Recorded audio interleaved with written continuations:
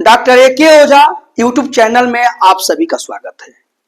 आज हम अभी की तत्कालीन एक बहुत ही महत्वपूर्ण जो नारा है उस पर हम चर्चा करेंगे, यानी स्लोगन पर। वो स्लोगन किसके द्वारा दिया गया? वह दिया गया है उत्तर प्रदेश के मुख्यमंत्री योगी आदित्यनाथ के द्वारा।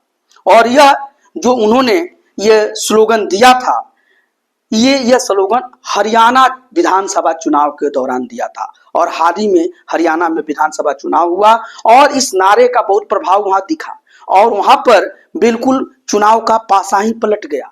और ये नारा उन्होंने क्या दिया? उन्होंने दिया था बटेंगे तो कटेंगे, एक रहेंगे नेक रहेंगे। बार बार हुआ और आज वो अपनी हर सभा में इस बात को बोल रहे हैं। अभी महाराष्ट्र में चुनाव हो रहा है, वह होने वाला है आपको 20 नवंबर को। वहां भी इनकी सभाएं लगाई जा रही हैं और उसमें जाकर अपनी इस बात को वो समझाते हैं। साथ ही साथ जहां भी वो जाते हैं, अभी कई जगह उपचुनाव भी है, वहां पर भी उनका ये नारा खूब चल रहा है कि बटेंगे तो कटेंगे, एक रहेंगे तो नेक रहेंगे। और उनकी इस नारा को एक तरह से धार दे दिया भारत के प्रधानमंत्री नरेंद्र मोदी ने। पहले उन्होंने कहा बटेंगे तो बांटने वाले महफिल सजाएंगे, फिर उन्होंने बोला कि एक रहेंगे तो सेफ रहेंगे। और ये नारा बहुत चर्चा में है और इससे जो विपक्ष है वह बहुत ही परेशान हो गया है। साथ ही साथ मीडिया को एक बहुत बड़ा मसाला मिल गया है और भारत की मीडिया अपने हमेशा की तरह अपनी टीआरपी बढ़ाने के लिए क्या करती है कि दो पक्ष विपक्ष बुलाकर इस नारा पर चर्चा कराती है। कुछ लोग कहते हैं कि यह नारा बिल्कुल सही है और कुछ लोग कहते हैं कि यह नारा गलत है। कुछ लोग कहते हैं कि यह नारा एकता के लिए है, कुछ लोग कहते हैं कि नारा विभाजन के लिए, बंटवारा के लिए है। कुछ लोग कहते हैं कि यह नारा सकारात्मक है, पॉजिटिव है, कुछ लोग कहते हैं कि यह नारा नेगेटिव है। हम इसी पर चर्चा करेंगे और फिर चर्चा करेंगे कि इस नारे पर इतना चर्चा क्यों हो रही है। हर बार चुनाव होता है, बहुत सारे स्लोगन आते हैं, लेकिन यह इतना इंपॉर्टेंट क्यों हो गया? क्योंकि कभी कभी कोई नारा जो है वो जनमानस को टच कर लेती है। कभी किसी नारा का या किसी स्लोगन का या किसी बात का जो प्रभाव है वो तुरंत दिखता है। ऐसे बहुत सारे हमारे देश में नारा है, जैसे ये कोई नया तो है नहीं, यूनिटी इज द स्ट्रेंथ, एकता में ही बल है। ये तो बहुत पहले से बच्चों को स्कूलों में पढ़ाया जाता है। बच्चों को कहा जाता है कि इस पर एक पैराग्राफ लिखिए, यूनिटी इज द स्ट्रेंथ, ठीक है। लेकिन वो उस पर सभी का उतना ध्यान नहीं जाता है। अभी भी है सत्यमेव जयते, सत्य की ही विजय होती है, सब लोग जानते हैं, फिर भी उतना नहीं चल पाता है क्योंकि उसका प्रभाव तुरंत नहीं दिखता है। लेकिन कभी कभी यह कहा जाता है कि वसुधैव कुटुंबकम, पूरा विश्व ही हमारा परिवार है। ये भी एक तरह से आदर्श वाक्य लगता है, इसका प्रभाव तुरंत नहीं दिखता है। और इसी तरह से जैसे कहा जाता है कि honesty is the best policy, ईमानदारी ही सबसे बड़ी नीति है। लेकिन ये देखा जाता है कि समाज में बहुत ऐसे ईमानदार लोग हैं, लेकिन वो परेशान रहते हैं, अपनी ईमानदारी के कारण वो दुख भोगते हैं। तो ये कभी कभी सत्यमेव जयते में भी जो सत्य पर आता है वो परेशान होता है। हालांकि यह बात गलत नहीं है, यह अंततः यही सही सिद्ध होता है, लेकिन तुरंत प्रभाव इसका नहीं दिखता है। लेकिन यह जो नारा है कि बटेंगे तो कटेंगे, डायरेक्ट ये अटैक हो रहा है, और एक रहेंगे तो नेक रहेंगे, यूनिटी इज द स्ट्रेंथ, इसी का यह एक तरह से विस्तार किया गया है और स्पष्ट करके बताया गया है। अब इसकी चर्चा इतनी क्यों हो रही है? इसलिए कि यह घर घर की कहानी है। ये सही बात है कि योगी आदित्यनाथ ने इसको हिंदुओं को एक करने के लिए उन्होंने बताया कि हिंदुओं में एकता का भाव है। और आजकल हिंदू जो है वो कई जातियों में, कई सब चीजों में बट चुकी है। तो जाति है, अगड़ा है, पिछड़ा है, अति पिछड़ा है, शेड्यूल कास्ट है, शेड्यूल ट्राइब है, ये कई जातियों में और कई वर्गों में बांट दिया गया है। तो उन्होंने संदेश दिया है कि आप एक रहिए तभी आप नेक रहेंगे, अगर आप बटेंगे तो आप कटेंगे। तो ये उन्होंने बताया, तो उन्होंने हिंदुओं के परिप्रेक्ष्य में ही बताया, ये बिल्कुल यथार्थ है। लेकिन इसका जो प्रभाव है वो सिर्फ हिंदुओं पर नहीं है। आप ऐसा समझिए कि कोई पेशेंट डॉक्टर के पास जाता है और और उसका उसका प्लेटलेट डाउन हो गया है, तो डॉक्टर क्या कहता है कि भैया आप रिच डाइट लीजिए और ऐसा डाइट लीजिए जिससे आपका ब्लड बने, और उसको बताता है कि आप कीवी खाइए, आप नारियल पानी पीजिए और ज्यादा मात्रा में पीजिए, और भी जो है पपीता का रस पीजिए, कई कई तरह की चीज फल फूल खाइए, और ताकि आपका डाइट मजबूत होगा और जिससे ब्लड शरीर में बने और जिससे प्लेटलेट बढ़े, प्लेटलेट बढ़ने वाला काम करता है। तो उस रोगी के लिए तो ठीक है, लेकिन आप सोचिए कि जो रिच डाइट की बात हो रही है, फल फूल की बात हो रही है, क्या उसके लिए ये कारगर नहीं है? जो कमजोर है, जो लगता है कि हम थोड़ा और स्ट्रांग हो, हमारा वजन नहीं बढ़ रहा है, तो उस पर भी काम करेगा। और ये सोचिए कि ये डाइट क्या उसको उसके लिए यूजफुल नहीं है? जो ताकतवर है उसको भी काम करेगा, क्योंकि उसकी इम्यूनिटी मजबूत रहेगी और वह बीमार नहीं पड़ेगा। तो एक जो रिच डाइट है या एक तरह से हेल्दी जो डाइट है, वह या स्वस्थ जो आहार है, वो सभी के लिए फायदेमंद है, सिर्फ रोगी के लिए फायदेमंद नहीं है। यही बात है इस बात में कि बटेंगे तो कटेंगे और एक रहेंगे तो नेक रहेंगे, क्योंकि यह तो घर घर की कहानी है। हर घर में अगर दो भाई लड़ता है तो क्या होता है? अंततः उसकी प्रतिष्ठा, उसकी ताकत, उसकी हैसियत घटती है, और कभी कभी तो लड़के आपस में ही कट जाते हैं। इसके कई सारे उदाहरण मैं आपको अभी बताऊंगा, इस पर चर्चा करूंगा कि ये एक बात नहीं है। घर में अगर पति पत्नी में विवाद होता है, अगर वो एक नहीं रहते हैं, उनमें मतांतर हो जाता है, तो डाइवोर्स तक चला जाता है और उसकी पूरी फैमिली, पूरी परिवार बर्बाद हो जाती है। अगर गांव में कई समुदाय आपस में लड़ते रहते हैं तो उस गांव की प्रतिष्ठा समाप्त हो जाती है और वो घटते हैं और कटते हैं। तो इसकी एक जगह इसका प्रभाव नहीं है। इसलिए यह जो बात है जो योगी की, यह सभी को अपील कर रही है। यह हिंदू को तो अपील कर ही रही है, लेकिन मुस्लिम वर्ग को भी अपील कर रही है। वो भी सोचता है कि नहीं, हम एक रहें और तब अपनी ताकत का हम दिखाएं। इसके लिए बार बार उनके भी जो धर्म गुरु हैं, मौलाना है, वो भी आकर अपील करते हैं, सजात नुमानी जैसे लोग, कि भाई हम लोग एक रहें और अपनी एकता को दिखाएं। अभी हाल ही में देखिएगा कि उत्तर प्रदेश जो पीसीएस एग्जाम का जो प्रारंभिक परीक्षा है, प्रीलिम्स है, उसका 2 डेट निकल गया और एक आरओ और एआरओ का भी 2 डेट निकला। अब छात्रों को लगा कि नहीं भाई, इसमें नाइंसाफी होगी, यह सही नहीं है, तो छात्रों ने हाल ही में प्रदर्शन किया और वहां अपनी मांग के पक्ष में और एक रहे। अंततः सरकार को झुकनी पड़ी, उत्तर प्रदेश लोक सेवा आयोग को झुकना पड़ा और अपने डिसीजन को वापस लेना पड़ा। तो ये तो होता ही है कि एकता में बल है, तो ये सभी के लिए ये कारगर है। और उसका हमारे यहाँ तो कई उदाहरण है। आप देखिए, महाभारत काल में आइए, क्या हुआ था? वो कौरव और पांडव भाई ही तो थे ना, चचेरे भाई थे, लेकिन वो आपस में वो बट गए। बटे तो क्या हुआ? वो कट गए और सभी का नाश हुआ एक तरीके से। अंततः धर्म की विजय होती है, सत्यमेव जयते वहां पर होता है, लेकिन नुकसान दोनों पक्ष को हुआ। धृतराष्ट्र के सभी पुत्र मारे गए और यहाँ तक सिर्फ 5 पांडव बचे हैं और उनके उनके पुत्र मार दिए गए। अभिमन्यु का वध हो गया। अंत में किसी तरीके से भगवान कृष्ण ने परीक्षित को बचाया और एक आदमी बचे और उससे उनकी संतति आगे बढ़ी। तो परिणाम सामने है। महाभारत काल में देखिए क्या हुआ। उसमें भी रावण बहुत बलशाली था, लेकिन उसका जो मत है उसके भाई से नहीं मिला।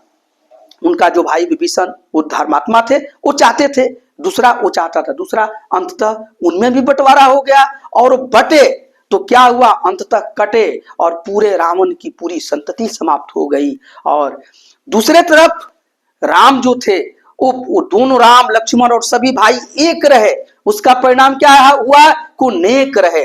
तो एक रहेंगे तो नेक रहेंगे। ये तो सदियों से चला आ रहा है कि एकता में ही बल है, एकता में ही ताकत है। अपने देखिए भारत में भी, हमारे यहाँ जब भी विदेशी आक्रमण हुआ, अगर पूरे भारतीय उस समय एक रहे होते तो रिजल्ट कुछ दूसरा होता। जब मोहम्मद गोरी ने आक्रमण किया पृथ्वीराज चौहान पर, तो पृथ्वीराज चौहान लड़ते रहे, लेकिन बाकी सब लोग उनसे अलग रहे अपनी अपनी नाराजगी को लेके, और एकता नहीं आ पाई। परिणाम दूसरा हुआ और पृथ्वीराज चौहान हारे और मारे गए और कटे, तो इसका परिणाम तो सामने दिखता है। इसी तरह से देखिए अंग्रेज आए तो क्या किए, भारत में उन्होंने फूट डालो और राज करो की नीति किया। प्लासी की लड़ाई आई है, ये सिर्फ मैं ये समझाने की कोशिश कर रहा हूं कि ये सिर्फ हिंदू मुस्लिम या किसी वर्ग समुदाय की बात नहीं है। हालांकि योगी आदित्यनाथ ने ये अपने राजनीतिक बयान ही दिया है, लेकिन बात तो बिल्कुल सच्चाई है और ये सभी को अपील कर रही है कि प्लासी की लड़ाई 1757 में क्या हुआ था। सिराजुद्दौला जो नवाब थे उन्हीं का सेनापति मिर्जाफर था और वो एक नहीं रहा, वो जाकर बट गया, वो मिल गया क्लाइव से। युद्ध में सिराजुद्दौला हारा, उसको मार दिया गया, उसको काट दिया गया और महफिल कौन लूटा, तो क्लाइव ने लूटा। तो ये बटने का ये परिणाम है। इसी के साथ साथ आप देख लीजिए कि 1757 में ये जो 1857 में जो विद्रोह होता है, उस विद्रोह में तो सभी लोग एक थे, हिंदू मुस्लिम सभी एक थे। सभी लोग वहां पर पूरे हिंदू जो राजा थे और हिंदू जमींदार थे और हिंदू लोग थे, सभी लोग तो अपने जो प्रतिनिधि थे और राजा शासक बनाना चाहते थे बहादुर शाह जफर को। इसको अंग्रेजों ने गंभीरता से इस बात को लिया और उसके बाद ही वो हिंदू मुस्लिम में बंटवारा करना शुरू किया। अंततः मुस्लिम लीग बना 1906 में और फिर क्या हुआ, और ये हवा देते रहे, किसी को पक्ष किसी के विरुद्ध ऐसे करके शासन, उनको अपना शासन स्थापित करना था। उसका परिणाम क्या हुआ कि भारत पाकिस्तान का बंटवारा हो गया और जब भारत पाकिस्तान बटा तो उसमें हजारों लोग कटे। तो बटेंगे तो कटेंगे, ये कहां गलत है। और फिर आज तक पाकिस्तान भी सुखी नहीं है और भारत भी इस विभाजन का जो दंश है वो झेल रहा है, दर्द झेल रहा है। और रोज दो पड़ोसी देशों में या दो पहले के भाइयों में हमेशा झगड़ा बनी रहती है। और पाकिस्तान की नीतियां कुछ ऐसी रही कि वो और तबाह हो गया और वहां पर बेरोजगारी गरीबी चरम सीमा पा गई।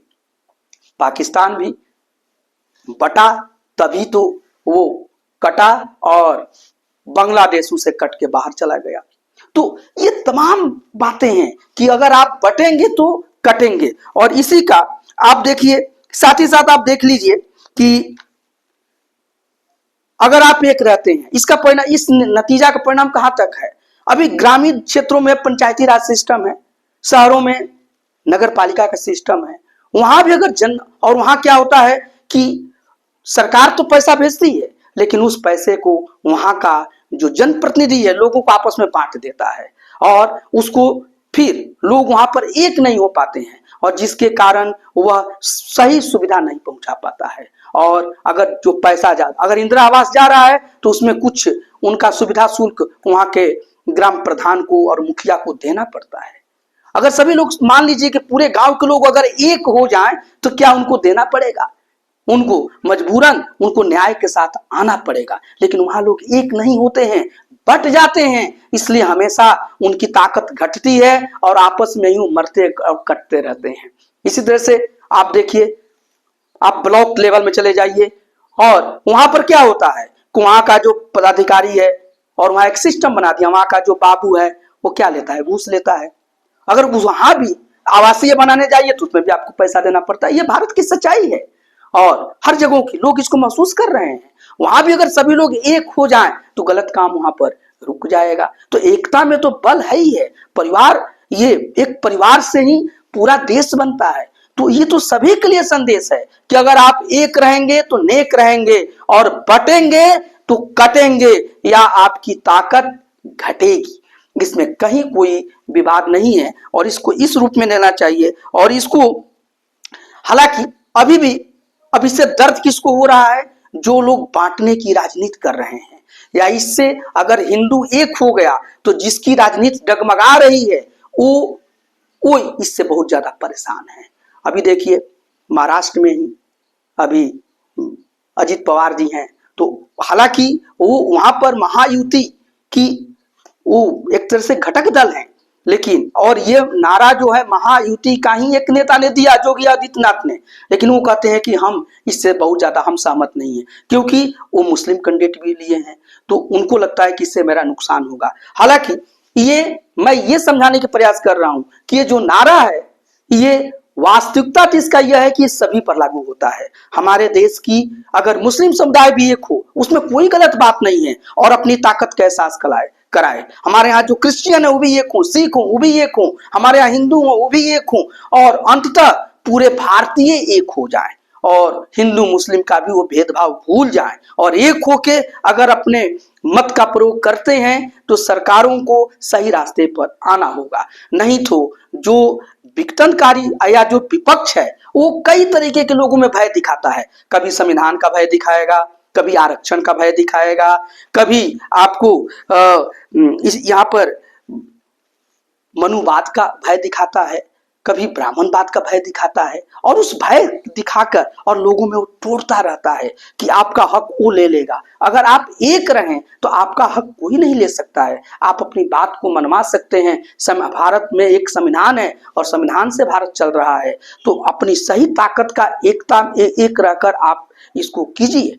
अंग्रेजों के समय में इल्बर्ट भी आया था, ये जो लॉर्ड रिपन थे, वायसराय थे उनके समय में, और उसमें यही था इल्बर्ट बिल में, बिल्कुल न्याय पर आधारित था कि यह जो बिल था या विधेयक जो था, इसमें यह था कि भाई इंडियन भी जो अंग्रेज हैं, ब्रिटिश हैं, उनके मुकदमे को सुन सकते हैं, माने इंडियन जो जज हैं वो भी सुन सकते हैं। अब अंग्रेजों को गवारा नहीं था, वो तो अपनी श्रेष्ठता से वो ग्रसित थे कि हम तो श्रेष्ठ हैं, अंग्रेज हम श्रेष्ठ हैं, हमारा केस कोई भारतीय जज कैसे सुनेगा। उनकी ये जो मांग थी बिल्कुल अन्याय पर आधारित थी, लेकिन उन्होंने संगठन बनाया, इसके लिए प्रोटेस्ट किया, अंततः इस बिल को एक तरह से कूड़े में डाल दिया गया, और इसमें ऐसा परिवर्तन लाया गया कि इस बिल का अहमियत ही समाप्त हो गया। तो इससे उस समय भारतीय राष्ट्रीय कांग्रेस को यह मैसेज मिला कि भाई एकता में बल है, तो उन लोग इससे प्रेरित हुए थे। तो एकता में तो बल है ही है, और अगर आप एक रहेंगे तो नेक रहेंगे। बिल्कुल ये सही बात है, ये बिल्कुल पॉजिटिव बात है, और यही होता है। और नहीं तो बटेंगे तो कटेंगे, या जो बांटेंगे, बटने वाले या बांटने वाले आपके अपनी महफिल सजाएंगे। और भारत में देखिए, भारत में जो हिंदू समाज है उसको कितना बांट दिया गया, और बिल्कुल गलत भ्रांतियां करके अंग्रेजों ने आया, भारत को कई जातियों में बांट दिया गया, जब कितनी जातियां कभी है ही नहीं है। हमारे यहाँ वर्ण व्यवस्था था, और उसके सही बात को नहीं बताया जाता है कि हालांकि बाद में उसमें कुछ भ्रांतियां आई, उसमें कुछ समस्याएं आई जिसका कोई समर्थन नहीं करेगा, लेकिन उसको सुधारा गया, उसके लिए कानून बना। बाबा साहब का जो कानून है वो सभी पहलुओं पर विचार किया। बाबा साहब ने जो अछूत था, अनटचबिलिटी था, या किसी पर्टिकुलर सामाजिक समुदाय को एक तरह से उसके साथ घृणा का व्यवहार किया जाता था, सभी को उन्होंने सुरक्षा दिया संविधान में। अब देश अगर संविधान से चल रहा है और चल रहा है तो सभी लोग सुरक्षित हैं, सभी लोग अगर संगठित रहेंगे तो उनके साथ कभी कोई अत्याचार नहीं होगा। तो लेकिन फिर भी डर दिखाया जाता है, और कुछ हमारे यहाँ जो पार्टियां हैं एक तरीके से वो तो बोलती हैं, वो जातिवादी राजनीति कर रही हैं, हालांकि वो जातिवादी है नहीं। अगर जातिवादी जो नेता हैं, अगर काश अपने जाति की ही वो भलाई किए होते तो देश का बहुत बड़ा विकास हो जाता है। अगर एक एक मान लीजिए कि मान लिया गया कि किसी जात को आपने गोद ही ले लिया, आप जिस जात के हैं, और पूरे जात का भलाई कीजिए। और ऐसे हमारे देश में तमाम जातिवादी नेता है, हर जाति में एक नेता है, हर जाति में एक नेता है, तो वो अपने जाति का ही भलाई करे तो पूरा देश सुधर जाएगा। लेकिन वो करता कहाँ है, वो कहता है जात के नाम पर आपका वोट मांगता है, आपका मत मांगता है, चुनाव में जाता है तो कहता है कि हम आपके जात के हैं, आप हमको वोट दीजिए। लेकिन जब वो जीतता है तो सिर्फ वो अपने स्वार्थ की, अपने परिवार की ही वो राजनीति करता है, वो कभी अपने जात को नहीं देखता है। यही कारण है कि इतने तमाम जातिवादी नेता होने के बाद भी तमाम जातियां हमारे देश में अभी पिछड़ी हुई हैं, और वो जो नेता है जो जाति के नाम पर वोट पा रहा है, वो एक तरह से उससे कुबेर का भंडार भी लज्जित हो जाता है, अकूट धन संपदा और शक्ति बना चुका है।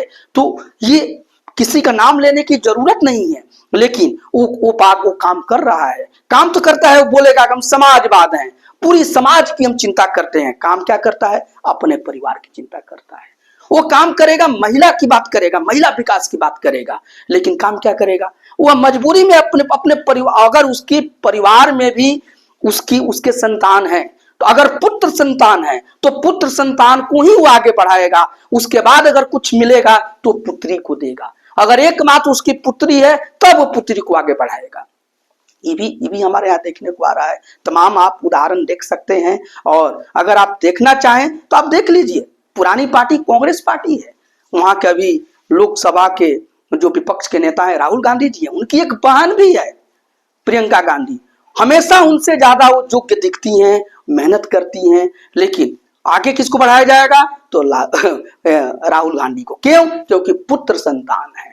इंदिरा गांधी इसलिए आगे बढ़ी कि इंदिरा गांधी जवाहरलाल नेहरू की एकमात्र पुत्री थी। उनका भी एक भाई होता तो वहां तस्वीर कुछ दूसरी होती। ये हमारे देश की सच्चाई है। अभी देखिए शरद पवार जी की सुप्रिया सुले जी हैं, एकमात्र पुत्री हैं, इसलिए उनको आगे बढ़ा रहे हैं। और यहाँ भी सिलेक्शन होता है, परिवार में भी सिलेक्शन होता है, तो लोग तुरंत अपने परिवार पर आ जाते हैं। उनका जो सगा भतीजा है उसको आगे नहीं बढ़ा पा रहे हैं, ये उनकी समस्या है। अभी देख लीजिए बिहार में, देख लीजिए लालू प्रसाद यादव जी हैं, उनकी पुत्रियां भी हैं, उनके पुत्र से ज्यादा पढ़ी लिखी हैं, लेकिन जब डिप्टी सीएम बनाना होता है, स्वास्थ्य मंत्री बनाना होता है, तो अपने पुत्र को ही बनाते हैं। तो यहाँ समस्या है। हाँ, अपनी पत्नी को उन्होंने मुख्यमंत्री बनाया तो मजबूरी में बनाया, लेकिन स्वेच्छा से लोग देखते हैं कि अपने इतनी स्वार्थ बढ़ गई है कि जब अपने परिवार में भी चुनना है तो वहां पर वो देखते हैं कि पहले पुत्र को आगे बढ़ाएं तब पुत्री को आगे बढ़ाएं। लेकिन बात क्या होगा? महिला सशक्तिकरण की बात करेंगे और बड़ी बड़ी भाषण देंगे। बात क्या करेंगे? जाति की बात करेंगे, लेकिन अपने जाति को कभी नहीं बढ़ाएंगे। बस उनके जो अमचा चमचा बेलचे जो हैं, या उनसे जो लाभान्वित, उनके लिए हर समय रोड पर वो कोई भी खुरफात करने के तैयार हैं, उनको कुछ वो क्या करते हैं, जूठन फेंक देते हैं, लेकिन करते तो अपने परिवार की हैं। अभी उत्तर प्रदेश में आ जाइए, मुलायम सिंह जी पर अखिलेश यादव और आपके उनके चाचा शिवपाल में झगड़ा हुआ। मुलायम सिंह जी वहां थे और शिवपाल ने पूरी उनके साथ कंधे से कंधे काम किया था, लेकिन वहां भी जब चुना गया तो एक मानसिकता है, तो अखिलेश यादव को ही श्रेष्ठ चुना गया, तो क्योंकि वो मुलायम सिंह जी के नेताजी के वो पुत्र हैं। ये मैं एक बात पार्टी की बात नहीं कर रहा हूँ, सभी की बात कर रहा हूँ। जितने हमारे यहाँ नेता जो हैं वो ऐसा काम करते हैं, लेकिन कब बात किसकी करेंगे? एकता की बात करेंगे, जाति की बात करेंगे, समुदाय की बात करेंगे। अभी आप चले जाइए बिहार में, वहां पर जीताराम मांझी जी हैं। मैं यहाँ पर पक्ष विपक्ष की बात नहीं कर रहा हूँ, पूरे परिवार हैं ये लोग। एक तरह से जितने भी ये हमारे नेता हैं, जब वो पावर में नहीं रहते हैं तो अडानी, अंबानी, टाटा, बिरला सभी को कहेंगे। जब कांग्रेस सत्ता में थी तो टाटा, बिरला सभी की चर्चा बीजेपी करती थी। अब ये लोग अडानी, अंबानी की करते हैं, लेकिन इन थोड़ा अपने गिरबान में झांके। वो तो ठीक एक बिजनेसमैन है, एक नियम कानून की तरह चला रहे हैं, उनको कई तरह की संस्थाएं हैं, उनको रोका जा सकता है, लेकिन कई लोगों को रोजगार भी दे रहे हैं, ठीक है। लेकिन आप लोग भी तो अपनी परिवार की एक कंपनी चला रहे हैं जिसका कोई नियम कानून नहीं है, बस आपका ही विचार, आपका नियम कानून है, और इसमें सभी लोग हैं, एक कोई व्यक्ति नहीं है। तो यहाँ पर मैं ये समझाने की कोशिश कर रहा हूं कि सभी को एक रहना है। योगी आदित्यनाथ ने ये जो नारा दिया है ये बिल्कुल सकारात्मक नारा है। हालांकि उन्होंने नारा तत्कालिक समस्या को देकर और हिंदू एकता के लिए उन्होंने दिया है, जहां भी जा रहे थे हिंदू एकता की बात कर रहे हैं, लेकिन ये नारा सिर्फ हिंदू एकता तक नहीं है, ये नारा हर परिवार की है। अगर हर परिवार में हर भाई एक रहे, हर बहन एक रहे, हर परिवार के पति पत्नी में एकता रहे, सभी सदस्यों में एकता रहे, गांव में एकता रहे, समाज में एकता रहे, तो बिल्कुल वो सेफ रहेंगे, बिल्कुल वो नेक रहेंगे, और तब कोई उनको बांटने वाला वहां नहीं मिल पाएगा और कोई अपनी उनके बंटवारा पर अपनी महफिल नहीं सजाएगा।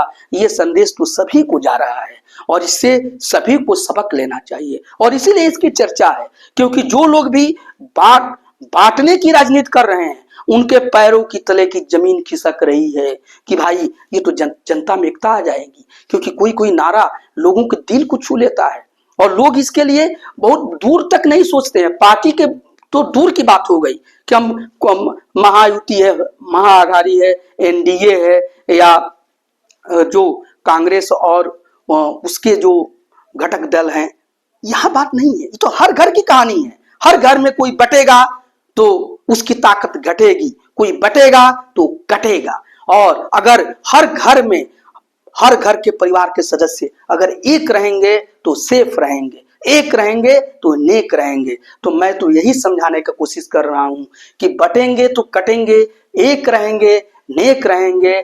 सही बात है, योगी आदित्यनाथ ने हिंदू एकता की बात की है, लेकिन हम क्यों नहीं इसको पूरे अपने देश के संदर्भ में ले। ये भारतीय एकता के लिए भी सही है कि यहाँ पर सभी लोग एक रहें, हिंदू मुस्लिम सिख ईसाई सभी लोग अगर एक रहें और एक रह के अपनी ताकत के एहसास कराएं तो भारत बहुत दूर तक जाएगा, बहुत आगे बढ़ेगा। और जो भी इनको बांट रहा है उनसे ये सावधान हो जाए कि नहीं भैया, हम तो यहीं रहेंगे। हम तो मैं तो देखता हूं कि हमारे कई मुस्लिम दोस्त हैं, बहुत अच्छे हैं, और लेकिन अगर मैं किसी के पहलावे में आ जाऊं और काम करूं तो ये तो गलत बात है। या हमारी मुस्लिम भाई भी अगर इस बहकावे में आ रहे हैं अपने धर्म गुरुओं के या किसी के भी, तो भी है, गलत है। और हिंदू भी अपने नेताओं और धर्म गुरुओं के बहकावे में आकर करते हैं, वो भी गलत बात है। तो आप एक रहिए, तभी आप नेक रहेंगे। और आप अगर बटेंगे तो निश्चित रूप से आप कटेंगे। तो ये नारा, ये बिल्कुल ये पॉजिटिव नारा है और ये कोई नया नारा नहीं है। एकता में ही बल है, ये तो बहुत पहले से इस बात को ये चर्चा में है। तब तो ये पॉजिटिव था। बताया जाता है कि अगर आपको किसी चीज को पकड़ना है, आपके हाथ में ये 5 उंगली है, अगर एक उंगली से उसको पकड़ेंगे तो उतनी ताकत नहीं मिलेगी, लेकिन 5 उंगली से पकड़ेंगे तो और ताकत मिलेगी। और ये दोनों हाथ के 10 उंगली से पकड़ लेंगे तो और ताकत मिलेगी। तो एकता में हमेशा ताकत रहता है और यही बात तो यहाँ पर समझाया गया है, लेकिन खोल के बताया गया है कि भाई इसका परिणाम क्या होगा। नरेंद्र मोदी ने भी यही बात कहा कि एक रहेंगे तो सेफ रहेंगे, तो एक रहेंगे तो सेफ रहेंगे, और नहीं रहेंगे सेफ तो क्या होगा, तो वही है कटेंगे। बटेंगे तो कटेंगे, तो दोनों बात तो एक ही हुआ। तो इसमें कोई अंतर नहीं है और यह नारा सभी के लिए है। मेरा तो ये आप सभी से अपील है कि यह नारा सिर्फ राजनीतिक पार्टियों का नहीं है, यह सिर्फ हिंदू मुस्लिम सिख ईसाई का नहीं है, यह हर परिवार के लिए है, हर भाई भाई के लिए है, भाई बहन के लिए है, बहन बहन के लिए है। एक रहना है। अभी देखिए, ये बहुत बड़ा औद्योगिक घराना मुकेश अंबानी अनिल अंबानी में झगड़ा चला तो उनकी प्रतिष्ठा घटी, वो घटी, और ये हर जगह हुआ है। इसी तरह से आप कहीं भी देखिए कि अगर पति पत्नी में ही झगड़ा होता है, समस्या होती है, तो क्या होता है, उसका परिणाम अच्छा थोड़ी निकलता है। तो एक रहना तो सभी की ये जरूरत है और एकता को बनाने के लिए ही काम करना है। और कभी भी आप बटेंगे तो आप कटेंगे या आपकी ताकत जो है वो घटेगी। तो बस यही है, ये बिल्कुल सकारात्मक नारा है, इसको इस रूप में लिया जाए। और पूरा हमारे यहाँ इसका उदाहरण पड़ा हुआ है, प्राचीन काल से लेकर मध्य काल से लेकर अभी आधुनिक भारत में हर समय इसके उदाहरण है।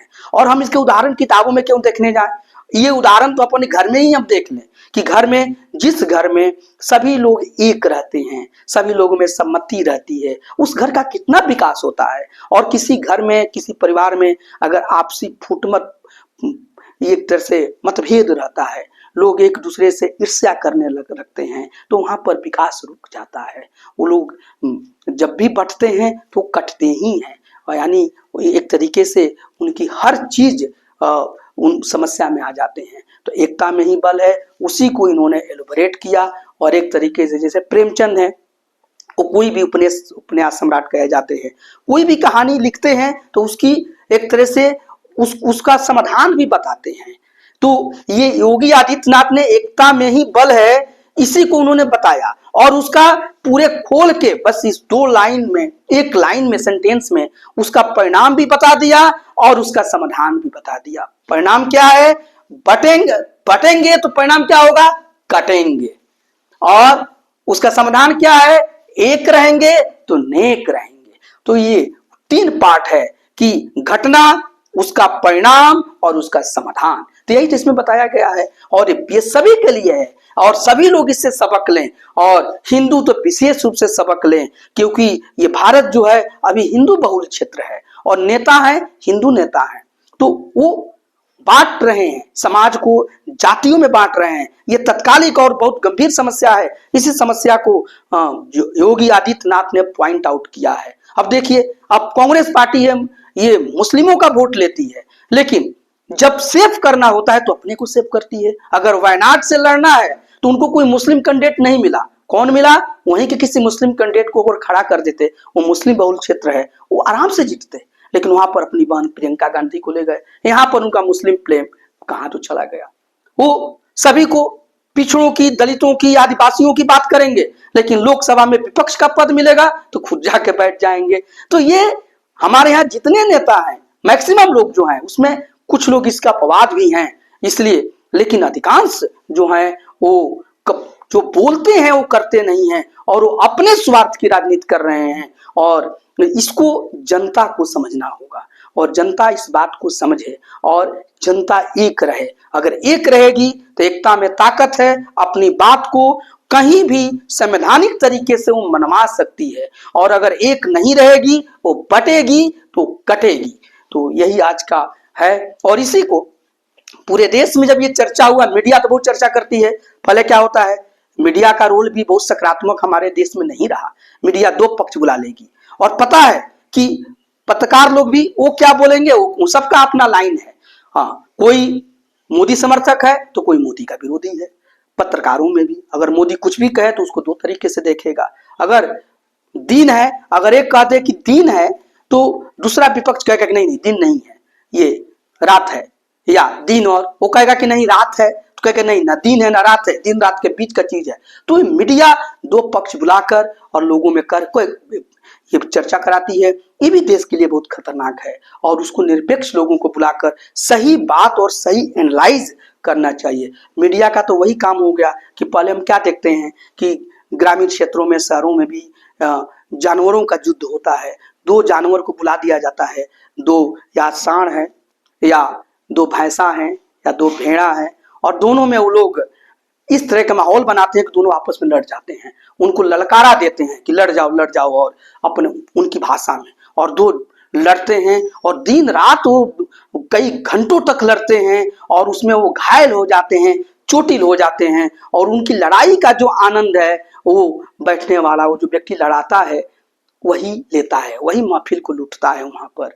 तो ये मीडिया आजकल यही कर रही है, दो एक पक्ष एक विपक्ष को बुला रही है, और दोनों अपने अपने बात कर रहे हैं, और इसका महफिल मीडिया लूट रही है अपनी टीआरपी को बढ़ा के। लेकिन मैं ये समझाने का प्रयास कर रहा हूं एज ए टीचर कि जो नारा है ये सभी के लिए है कि बटेंगे तो कटेंगे, एक रहेंगे तो नेक रहेंगे, एक रहेंगे तो सेफ रहेंगे। ये अलग बात है कि ये नारा योगी आदित्यनाथ के लिए दिया गया, ये हिंदू एकता के लिए दिया गया, लेकिन इसकी जो प्रभाव है ये तो हर परिवार पर पड़ रही है, और हर परिवार को आपस में एक रहना है, और हिंदुओं को भी आपस में एक रहना है, हमारे मुस्लिम भाइयों को भी एक रहना है, हमारे सिख भाइयों को भी एक रहना है, हमारे यहाँ ईसाई को भी एक रहना है, पारसी को भी एक रहना है। तभी लोग अपनी ताकत को दिखाएंगे। तो एकता में तो कोई कमी नहीं है। हाँ, एक रहकर और अपनी न्यायोचित मांगों को वो संविधान के तहत सरकार से मनवाएं, तभी उनकी भला होने वाली है। तो बस आज इतना ही है। आपका ये वीडियो कैसा लगा आप जरूर कमेंट में आप लिखिए, और इसको सकारात्मक तरीके से लीजिए। मैं ये बात बोल रहा हूँ। और योगी आदित्यनाथ जो नारा दिए हैं, चूंकि वह हिंदू जन भावना का, हालांकि मुख्यमंत्री के रूप में वो सभी का काम कर रहे हैं, उनका काम बहुत सराहनीय है, और योजनाओं का लाभ तो सभी को हो रहा है, लेकिन उनका जो मत है वो नाथ पंथ से जुड़े हुए हैं, भगवा पहनते हैं। तो हिंदू में जो विभाजन हो रहा है उससे वो चिंतित हैं, और उससे पूरा देश चिंतित है।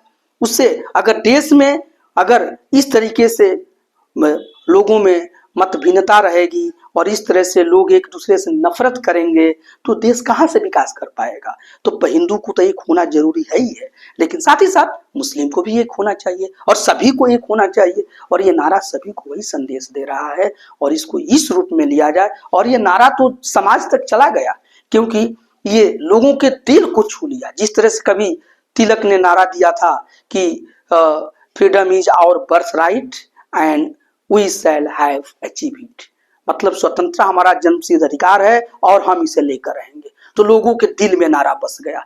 जैसे सुभाष चंद्र बोस ने नारा दिया एक बार कि तुम मुझे खून दो मैं तुम्हें आजादी दूंगा। इस नारा का बहुत प्रभाव हुआ, और लोग अपने जान न्यौछावर करने के लिए तैयार हो गए। कभी नारा जो है ये देखिए इकबाल ने दिया था कि सारे जहां से अच्छा हिंदुस्तान हमारा। ये सभी लोग, इस नारा लोगों के दिल में बस जाता है। कोई जो स्लोगन है वह बहुत दूर तक असर करता है और काफी दिनों तक रहता है। जिस तरह से देखिए कि यह जो बिस्मिल अजीमाबादी का जो नारा है कि यहाँ जो बताए हैं कि देखना है जोर कितना बाजुए कातिल में है, सरफरोशी की तमन्ना आज हमारे दिल में है।